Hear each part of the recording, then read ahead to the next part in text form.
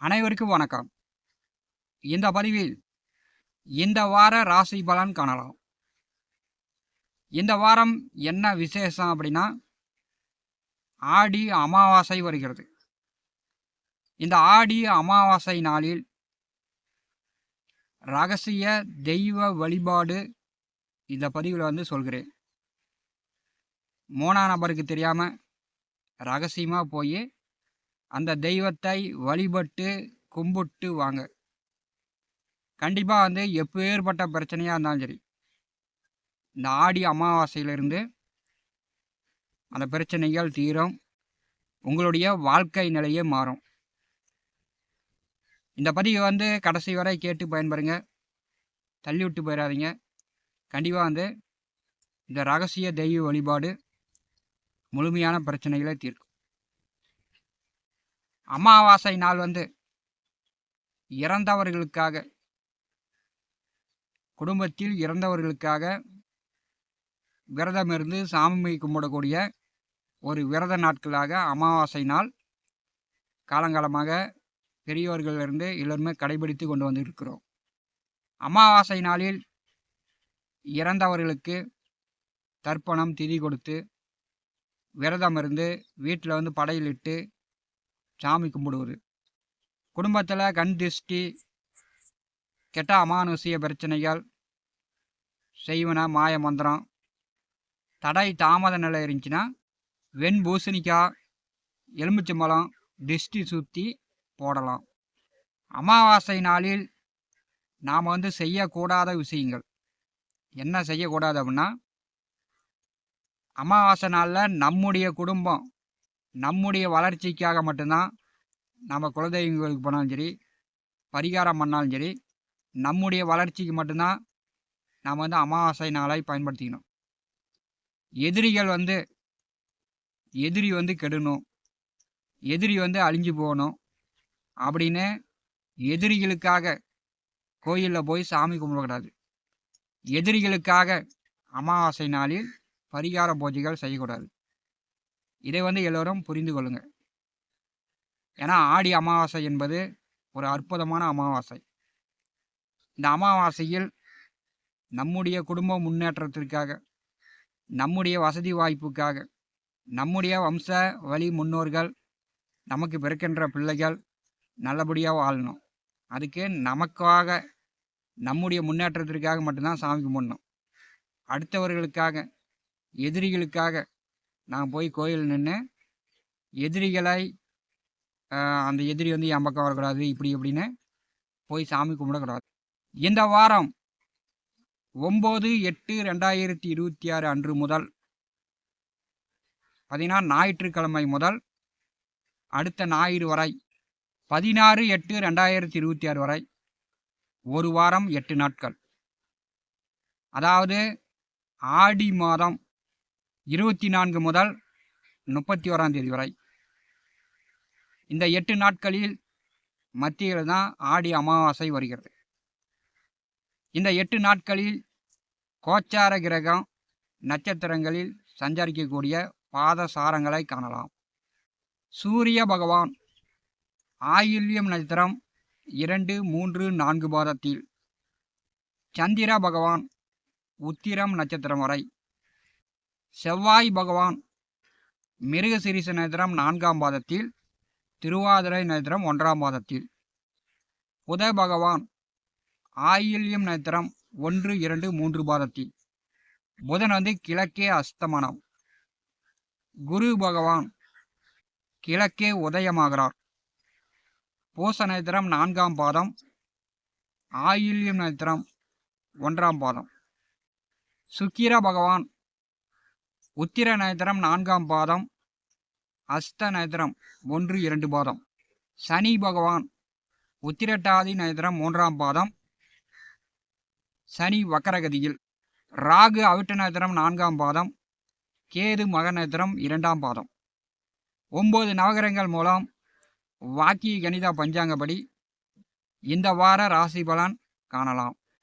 இந்த வாரம் பஞ்சாங்கம் என்ன அறிவுறுத்துகிறது அப்படின்னா, இந்த வாரம் மழை நன்றாக பொழியும், கடலில் புயல் உருவாகும், புழுதி காற்றுடன் எல்லா இடங்களிலும் மழை பொழியும்.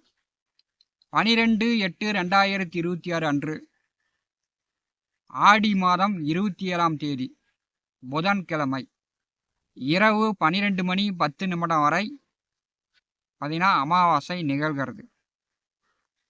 அமாவாசையில் ரகசிய தெய்வ வழிபாடு ரகசியமாக இந்த பதிவில் காணலாம். மகரம் ராசி அன்பர்களுக்கு இந்த வாரம் ராசி பலன் காணலாம். இந்த வாரம் ஆடி அமாவாசை வருகிறது. பார்த்தீங்கன்னா மாதம் அமாவாசை வருது. அமாவாசைக்கு முதல் நாளே கை கால்லாம் குடையுது. இரவு படுத்து தூங்கும்போது பேய் அழுத்துற மாதிரி கெட்ட கெட்ட கனவு வருது. பெனாத்திரம் இந்த மாதிரியான பிரச்சனைகள் தீர்வதற்கு என்ன பண்ணுறது அப்படின்னா, ஒரு வெத்தலை, ஒரு பாக்கு, ₹1 நாணயம், அமாவாசை இரவு ஒரு 7 மணிக்கு மேலே 3 ரோடு பிரியக்கூடிய இடத்தில் உங்கள் தலையை சுற்றி கீழே வச்சு தாண்டிட்டு வந்துடுங்க.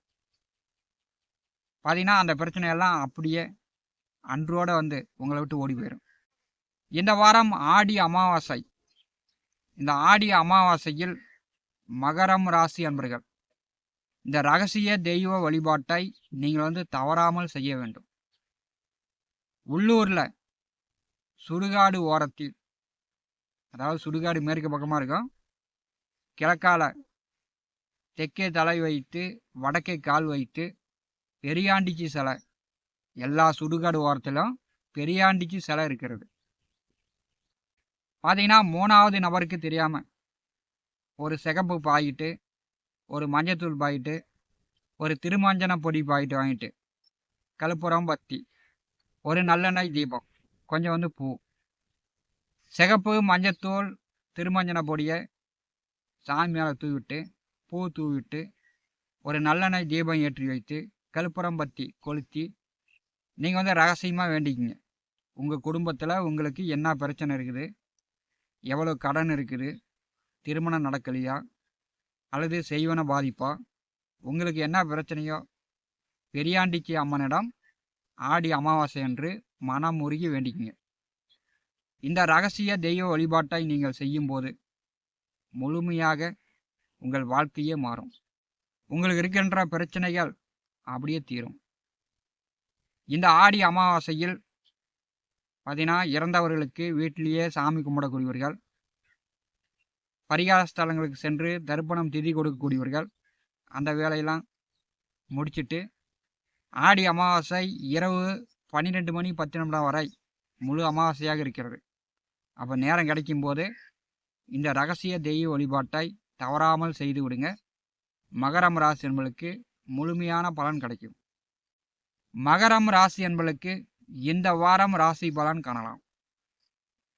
6வது வீட்டிலிருந்து சந்திர பகவான் வாரத்தை தொடங்கி வைக்கிறார்.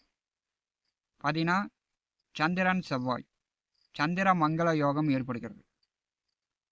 வீடு, மனை, நிலம், சொத்து, வண்டி, வாகனங்கள் சார்ந்து ஏதாவது பிரச்சனை இருந்துச்சுன்னா, கடன் இருந்துச்சுன்னா, விற்க வேண்டியது இருந்துச்சுன்னா, வாங்க வேண்டியது இருந்துச்சுன்னா நீங்கள் வாங்கிக்கலாம், விற்கலாம். அதற்குண்டான வாய்ப்புகள் இந்த வார ஆரம்பத்திலே உண்டு. வேலைக்கு முயற்சி செய்யக்கூடியவர்கள், பதவி உயர்வுக்கு முயற்சி செய்யக்கூடியவர்கள் இந்த வார ஆரம்பத்தில் முயற்சி செஞ்சீங்கன்னா வேலையும் கிடைக்கும், பதவி உயர்வும் கிடைக்கும். 6வது வீட்டிலே செவ்வாய் சந்திரன் செல்லும் போது மகரம் ராசி அன்பர்கள் நல்லா மகிழ்ச்சியாக சந்தோஷமாக இருப்பீங்க. 11, 12, 13 7வது வீட்டிலே சந்திர பகவான் வருகிறார். கலத்திராதிபதி கலத்திரஸ்தானத்திலே அங்கே பார்த்தீங்கன்னா சூரியன், புதன், குரு பகவான் கிழக்கே உதயமாகிறார்.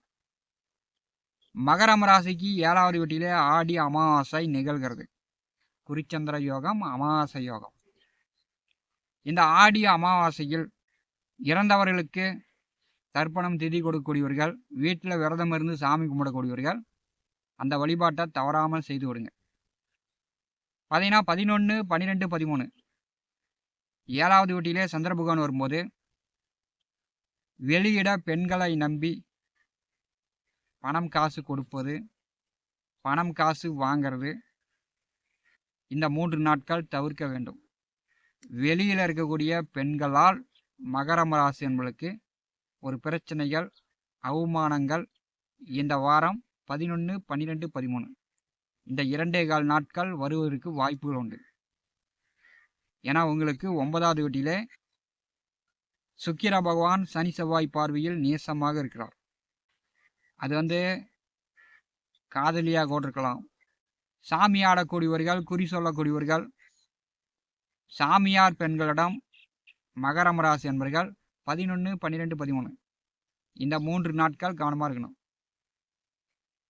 அவங்க வழியில் இந்த பரிகாரம் பண்ணலாம், அந்த பரிகாரம் பண்ணலாம், இந்த பூஜை செய்யலாம், அந்த பூஜை செய்யலான்னு உங்கள் பணம் விரயம் ஆகிறதுக்கு வாய்ப்பு உண்டு. 7வது வீட்டிலே சந்திரன், சூரியன், புதன், குரு ஒரு 4 கிரகங்கள் செல்லும்போது நீங்கள் அனாவசியமாக தேவையில்லாத செலவுகள் கூடுதலாக செய்கிறதுக்கான வாய்ப்புகள் இந்த 3 நாட்கள் உண்டு.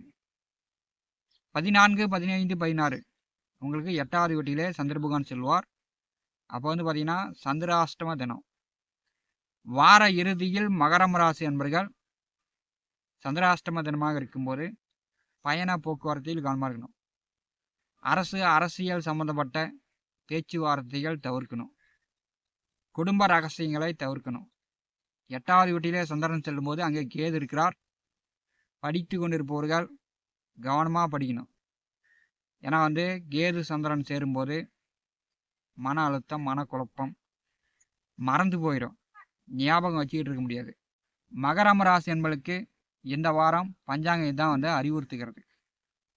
ஞான ஒளி யூடியூப் சேனலை பார்த்து கொண்டிருக்கக்கூடிய அன்பர்கள், இதுவரை நம்முடைய சேனலை சப்ஸ்கிரைப் செய்யாத அன்பர்கள் மறக்காமல் சப்ஸ்கிரைப் செய்து கூடவே இருக்கின்ற ஆல் பட்டன் அழுத்திங்க. தினந்தோறும் நம்முடைய சேனலில் ஜோதிட பலன்கள் பதிவிடப்படும். உடனுக்குடன் பார்த்து பயன்பெறுங்கள். நன்றி, வணக்கம்.